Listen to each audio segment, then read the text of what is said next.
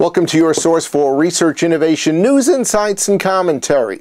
This is Research Business Daily Report, which is sponsored today and this week by Socratic Technologies, whose proprietary tools and methodologies tackle marketing complexities so that you can make more confident business decisions.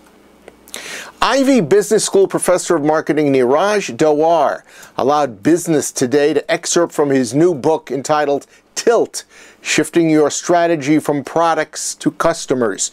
And from that came an article focused on building and maintaining brand competitive advantage in the minds of consumers.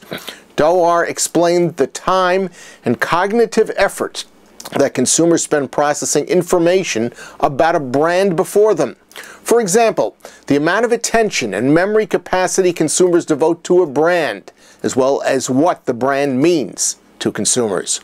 And he brought up what I thought was the fascinating cognitive economy principle, which states that since consumers' information processing is finite, they will often choose products that are easier to purchase, rather than ones that are best for their purposes. And that occurs because shoppers cannot remember everything about products. And by the way, there's a second rationale for consumers behaving in this manner. It's so they don't have to think too much about brands. Dawar demonstrated how this principle can work in the affirmative with new products. This involuntary consumer approach causes them to classify a new brand that they see, to sort it into a familiar bin so that the shopper can make sense of it in terms that are familiar to it. His example, Lexar's introduction of memory cards for digital cameras. It seems that Lexar's packaging described it as digital film. It was wrapped in gold packaging similar to Kodak film, and it presented a speed rating similar to traditional film's ISO rating. And Lexar digital film was placed alongside photo film in stores. Put all that together for the consumer mind, and they understood what the new product was, and in their mind they could compare and contrast it with traditional film in consumers' minds. Next, Kimberly Grims on socialbarrel.com described the top 4 emotions that a new study shows work especially well with content messaging. University of Pennsylvania Wharton School professors studied the New York Times most heavily used email list. And here's what they found emotion-wise. Finding number 1, that content that drove anger was the most shared. 38% of emails were shared that stirred that emotion.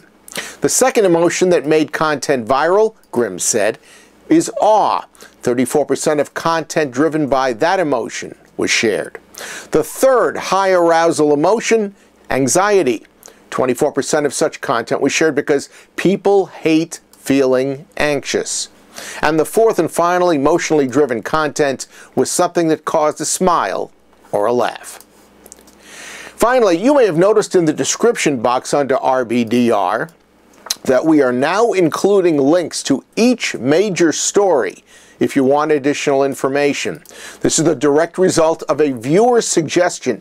So as you can see, we're always open to your thoughts about how to improve RBDR, and you can contact us at info@rflonline.com at any time with your thoughts. That's your Research Business Daily Report, sponsored by Socratic Technologies, whose proprietary tools and methodologies tackle marketing complexities so that you can make more confident business decisions. I hope you'll check out sotech.com because I know it will help you. Have a great research day, and we'll look forward to seeing you back here with us tomorrow.